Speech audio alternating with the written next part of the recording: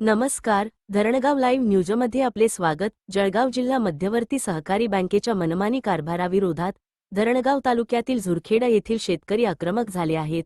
शेतकऱ्यांकडून बेकायदेशीर व्याज वसुली आणि प्रलंबित मागण्यांसाठी लोकनियुक्त सरपंचांनी सुरेश पाटील यांनी मंगळवारपासून आमरण उपोषण सुरू केले आहे. काय आहे संपूर्ण प्रकरण, पाहूया सविस्तर बातमी. जिल्ह्यातील शेतकऱ्यांना न्याय मिळावा आणि विशेषतः झुरखेडा गावातील शेतकरी बांधवांच्या पीककर्जाचा प्रश्न सुटावा, या मागणीसाठी मंगळवारी सकाळी 10 वाजेपासून झुरखेडा येथील स्वयंभू महादेव मंदिर परिसरात आमरण उपोषणाला सुरुवात झाली. छत्रपती शिवाजी महाराज शेतकरी सन्मान योजना 2017 अंतर्गत शासन निर्णयानुसार शेतकऱ्यांना कर्जमाफी मिळणे अपेक्षित होते.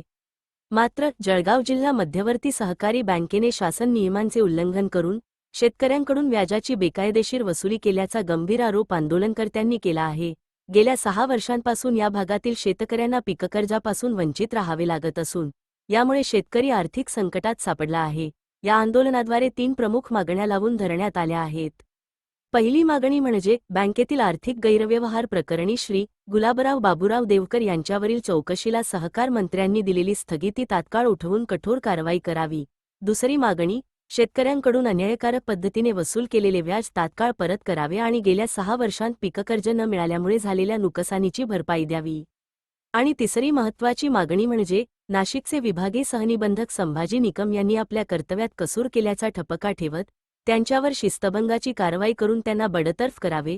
आंदोलनाची तीव्रता उपोषणाच्या दुसऱ्या दिवशी झुरखेडा आणि परिसरातील शेकडो शेतकऱ्यांनी उपोषणस्थळी धाव घेत आपला पाठिंबा दर्शवला. लोकनियुक्त सरपंचांच्या नेतृत्वाखाली सुरू असलेल्या या आंदोलनामुळे परिसरात तणावपूर्ण शांतता आहे. आंदोलनकर्त्यांनी प्रशासनाला स्पष्ट इशारा दिला आहे की जोपर्यंत मागण्या पूर्ण होत नाहीत तोपर्यंत हे उपोषण मागे घेतले जाणार नाही. उपोषणादरम्यान जर कोणाचीही प्रकृती खालावली किंवा काही अघटित घडले तर त्याला सर्वस्वी शासन आणि जिल्हा बँक प्रशासन जबाबदार असेल. सध्या तरी प्रशासनाकडून कोणताही ठोस निर्णय झालेला नाही.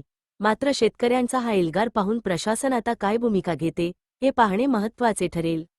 धरणगाव तालुक्यातील या आंदोलनाला आता संपूर्ण जिल्ह्यातून पाठिंबा मिळण्याची शक्यता आहे. या बातमीवर आमचे लक्ष कायम राहील. अशाच ताज्या आणि महत्त्वाच्या बातम्यांसाठी पाहत रहा धरणगाव लाईव्ह न्यूज. धन्यवाद.